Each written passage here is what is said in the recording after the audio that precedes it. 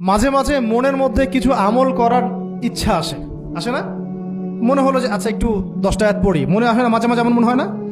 ওই সময় এই এই যে মনের মধ্যে যে এই ইরাদাটা জাগ্রত হওয়া, এটাকে আমরা বলি ওয়ারিদ। অন্য ভাষায় আপনি বলতে পারেন মেহমান। কি বলতে পারেন? এটা আল্লাহর পক্ষ থেকে আপনার কলবের মধ্যে মেহমান হিসেবে এসেছে। এখন আপনি যদি আমলটা করেন, সেই মেহমান বারবার আপনার কলবে আসবে। যদি আপনি ওই সময় আমলটা না করেন, মেহমান চলে যাবে। মেহমান অসম্মানিত হলে পরে আর আসবে না। একইভাবে রিজিক আল্লাহ পাক দিয়েছেন, এর তাজিম যদি করতে পারেন রিজিক বেশি আসবে। রিজিকের তাজিম সম্মান করতে না পারলে রিজিক আসবে না, বেশি কমে যাবে।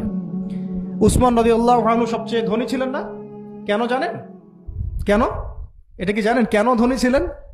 একে তো তিনি প্রচুর দান সদকা করতেন, এটা তো আপনারা জানেনই। আরেকটা জিনিস অনেকে জানে না, তিনি উটের পিঠে বসেছিলেন, কিছু একটা খাচ্ছিলেন, এই দুই একটা দানা পড়ে গেছে নিচে। উটের পিঠ থেকে নেমেছেন, নেমে সেই দানা উঠিয়েছেন, পরিষ্কার করেছেন, ধুয়েছেন, আবার খেয়েছেন।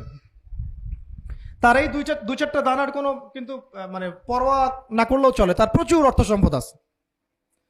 এত অর্থ সম্পদ যে তাবুক যুদ্ধের দিন 30,000 সেনাবাহিনীর দায়িত্ব নিয়েছেন। 30,000 সেনাবাহিনীর দায়িত্ব নিয়েছেন। সেনাবাহিনী যাবে, থাকবে, খাবে, তাঁবু টাঙাবে, সব দায়িত্ব তার।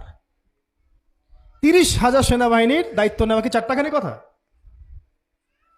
তো এই সাহাবী এই কয়েকটা খাবারের দানা উঠিয়ে খেলেন। নবী সাল্লাল্লাহু আলাইহি ওয়াসাল্লাম বলেছিলেন যে তোমাকে আল্লাহ পাক রিজিক বাড়িয়ে দিবেন না কেন? তুমি রিজিকের যে তাজিম বা যে সম্মান তুমি করো, এর বদৌলতে আল্লাহ পাক তোমাকে বেহিসাব রিজিক দিবেন। দুইটা বিষয় খেয়াল রাখবো। আমলের মেহমান হৃদয়ের মধ্যে আসলে তাকে ফিরায় না দেওয়া, তাহলে সেই মেহমান কিন্তু আর আসবে না। মেহমানকে মূল্যায়ন করলে মেহমান বারবার আসবে ইনশাআল্লাহ।